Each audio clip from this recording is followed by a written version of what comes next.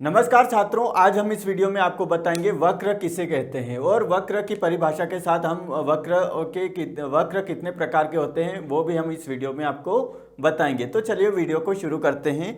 वक्र जिसे इंग्लिश में क्या कहा जाता है? कर्व कहा जाता है। वक्र को इंग्लिश में क्या कहा जाता है? कर्व कहा जाता है। तो वक्र की परिभाषा क्या होती है? तो वक्र की परिभाषा हम लिख लेते हैं, कागज पर टेढ़ी मेढ़ी कैसी टेढ़ी मेढ़ी रेखाएं,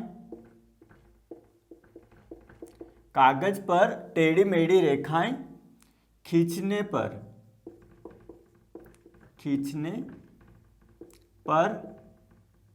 प्राप्त आकृतियां, कागज पर टेढ़ी मेढ़ी रेखाएं खींचने पर प्राप्त आकृतियां क्या कहलाती है? वक्र कहलाती है। वक्र यानी कि कर्व्स कहलाती है। तो कागज पर टेढ़ी मेढ़ी रेखाएं खींचने पर हमें खींचने पर आकृतियां प्राप्त होती है, वो वक्र कहलाती है। तो कैसी भी आकृति हम खींच लेते हैं, एक प्रकार से ये हो गई, यहाँ पे ऐसी आकृति हो जाएगी, है ना। तो कैसी भी आकृति आप खींचो वो एक प्रकार से कैसी कहलाते हैं? वक्र कहलाता है। तो हम कह सकते हैं कि वक्र एक ऐसी आकृति होती है जो दो या दो से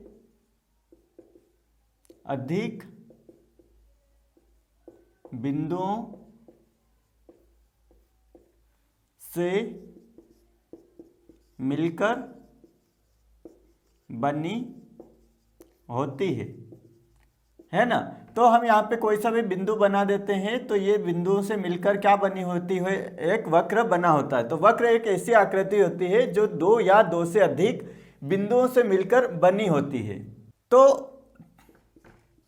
तो हम सरल शब्दों में कह सकते हैं कि वक्र एक ऐसी रेखा होती है जो क्या होती है? मुड़ जाती है। क्या होती है? सीधी नहीं जाती है, मुड़ जाती है। सीधी भी जा सकती है लेकिन अधिकतर जो है वक्र कैसा रहता है? मुड़ा हुआ रहता है ना। यानी कि तो हम सरल शब्दों में कह सकते हैं कि वक्र एक ऐसी रेखा होती है जो मुड़ जाती है ना, मुड़ जाती है। तो हमने यहाँ पे वक्र की परिभाषा के साथ हमने वक्र को अच्छे से समझ लिया। अब हम इसको मिटा लेते हैं।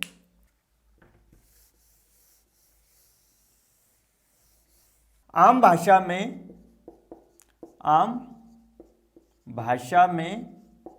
वक्र का अर्थ होता है सीधा नहीं। तो आम भाषा में जो वक्र का अर्थ होता है क्या? सीधा नहीं, यानी कि सीधी रेखा नहीं होती है ना, मुड़ जाती है रेखाएं। लेकिन ये जरूरी नहीं कि हमेशा ही वक्र कैसा रहे, जो है मुड़ा हुआ रहे। वक्र ऐसे सीधी लाइन भी हो सकती है, इसे भी हम वक्र कह सकते हैं, है ना। तो आम भाषा में जो है हम यहाँ पे अर्थ बता रहे हैं। सिर्फ अर्थ क्या होता है? सीधा नहीं, यानी कि मुड़ा हुआ रहता है, लेकिन जो है वक्र सीधा भी रह सकता है, इसमें कोई जरूरी नहीं है। तो अब हम जान लेते हैं वक्र के प्रकार कितने होते हैं। वक्र के प्रकार, है ना, हमने यहाँ पे परिभाषा समझ ली और वक्र किस प्रकार के हो सकते हैं वो हम अब जानेंगे, है ना। तो अब हम जान लेते हैं वक्र के प्रकार। वक्र के प्रकार, तो वक्र के प्रकार कितने प्रकार के होते हैं वो हम यहाँ पे लिख लेते हैं। पहला जो प्रकार रहता है वक्र का, सरल वक्र। कैसा रहता है? सरल वक्र। तो सरल वक्र को इंग्लिश में क्या कहा जाता है? Simple curves. इसके बाद जो आता है वक्र का प्रकार जटिल वक्र, इसको बोला जाता है कॉम्प्लेक्स वक्र, कॉम्प्लेक्स वक्र है ना, तो इसको बोला जाता है कर्व से, है ना। इसी प्रकार एक वक्र रहता है बंद वक्र, बंद वक्र, इसको बोला जाता है क्लोज्ड कर्व्स। इसी प्रकार खुला वक्र भी रहता है, खुला वक्र, इसको इंग्लिश में बोला जाता है ओपन कर्व्स। तो जो सरल वक्र रहता है वो वक्र, वह वक्र है ना, वह वक्र जो काटता नहीं है, काटता नहीं है, यानी कि एक दूसरे को क्या करता है, जो रेखाएं हैं वो काटती नहीं है ना। यानी कि एक प्रकार से सरल वक्र हम यहाँ पे बना देते हैं इस प्रकार से। यह कैसा वक्र रहता है, एक सरल सिंपल वक्र रहता है, वह वक्र जो काटता नहीं है। और जो जटिल वक्र है वह वक्र काटता है ना, वह वक्र जो काटता है। यानी तो सरल जो जटिल वक्र वह कैसा रहता है, वह वक्र जो काट देता है, एक दूसरी लाइन में ऐसे करके ऐसे कट जाता है, वह वक्र कैसा कहलाता है, जटिल वक्र, है ना।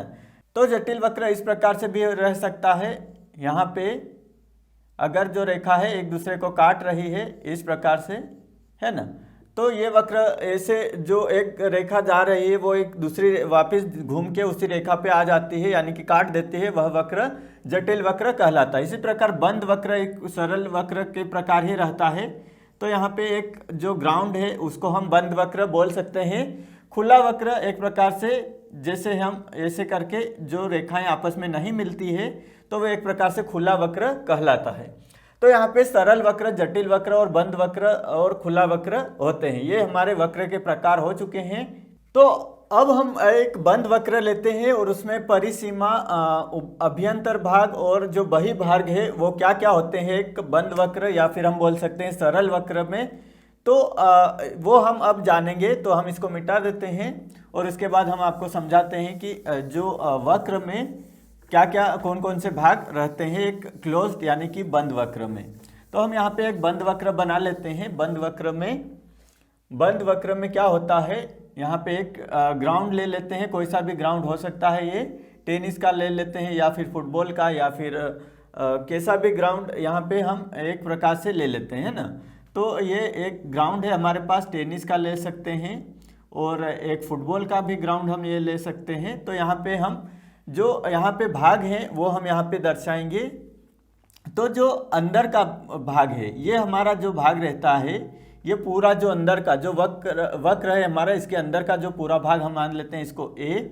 तो ये हमारा जो भाग कहलाता है ये अभ्यंतर कहलाता है। तो वक्र के अंदर का जो भाग है ये पूरा, यहाँ से पूरा इतना जो भाग रहता है, ये जो बंद वक्र है इसका जो अंदर का भाग है ये पूरा क्या कहलाता है, अभ्यंतर। क्या कहलाता है, अभ्यंतर। वक्र का अंदर का भाग क्या कहलाता है, अभ्यंतर। अभ्यंतर यानी कि अंदर का भाग है ना, वक्र के अंदर का भाग, अंदर का भाग। ये इसको इंग्लिश में क्या कहा जाता है, इंटीरियर, इंटीरियर। तो जो है ये वक्र है, इसके अंदर का भाग यानी कि अभ्यंतर भाग कहला जाता है इंग्लिश में इंटीरियर।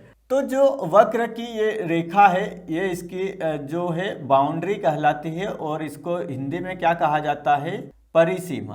क्या कहा जाता है, परिसीमा। एक प्रकार से सीमा बनाता है। तो ये वाला जो भाग है ये पूरा का पूरा हम मान लेते हैं बी, है ना, ये हमारा मान लेते हैं बी। जो रेखा है ये पूरी की पूरी बी मान ली हमने। तो इसको क्या कहा जाता है, इसको कहा जाता है परिसीमा। जो कहाँ पे स्थित होती है, वक्र पर। ये कहाँ है, वक्र पर रहती है। और इसको इंग्लिश में क्या कहा जाता है, इसको इंग्लिश में कहा जाता है बाउंड्री। क्या कहा जाता है, बाउंड्री। तो हमने अभी इस वक्र में क्या क्या जान लिया। जो अंदर का भाग होता है वो अभ्यंतर भाग होता है, इसको इंटीरियर बोला जाता है। जो वक्र पर स्थित रेखा होती है परिसीमा बोला जाता है इसको, यानी कि एक बाउंड्री रहती है। और जो वक्र के चारों ओर जो खाली भाग रहता है उसको हम मान लेते हैं सी, और इसको क्या कहा जाता है, बहिर्भाग। क्या बोला जाता है, बहिर्भाग, यानी कि एक्सटीरियर, है ना, एक्सटीरियर। तो ये यहाँ पे हमने जो अभ्यंतर पढ़ा, ये अंदर का भाग रहता है, परिसीमा बाउंड्री यानी कि वक्र पर स्थित रहती है, बहिर्भाग यानी कि वक्र के बाहरी भाग, है ना। क्या लिख लेते हैं, वक्र का बाहरी भाग।